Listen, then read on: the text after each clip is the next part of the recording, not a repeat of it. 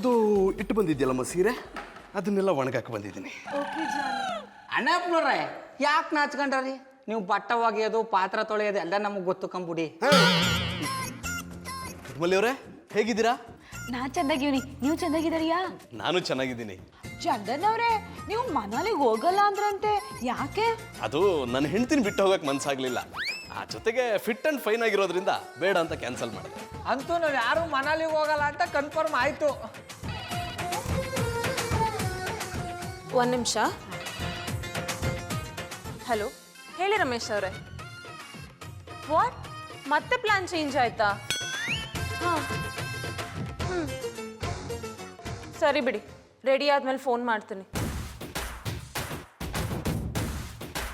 ಏನಾಯ್ತು? ಯಾವ plan change ಆಗಿದ್ದು? ಬ್ಯಾಂಗ್ಳೂರಲ್ಲಿ ಇದ್ದಿದ್ದ ಸೆಷನ್ ಮನಾಲಿಗೆ ಶಿಫ್ಟ್ ಆಗಿರೋದ್ರಿಂದ ನಾನು ಇವತ್ತೇ ಹೊರಡಬೇಕಾಗಿದೆ. ಅಂದ್ರೆ ನೀವು ಒಬ್ಬರೇ ಮನಾಲಿಗೆ ಹೋದಾರ? ನಾನು ಅದನ್ನೇ ಯೋಚನೆ ಮಾಡ್ತಿದ್ದೀನಿ ಗೌಡ್ರೆ. ನಿಮ್ಮನ್ನು ಕರ್ಕೊಂಡು ಹೋಗೋಣ ಅಂದರೆ ನಿಮ್ಮ ಕಾಲೇನೂ ಸರಿ ಆಗಿಲ್ಲ, ಸೊ ನೀವು ಬರೋಕ್ಕಾಗಲ್ಲ. ಇವರಂತೂ ಫಿಟ್ ಆ್ಯಂಡ್ ಫೈನ್ ಆಗಿದ್ದಾರೆ, ಇವರು ಬರಲ್ಲ. ಹಾಂ, ನಾನು ಪುಟ್ಮಲ್ಲಿ ಅವರು ಭೂಪತಿ ಹೋಗ್ಬಿಟ್ಟು ಬರ್ತೀವಿ. ಏನಂತೀರ ಪುಟ್ಮಲ್ಲಿ ಅವರೇ?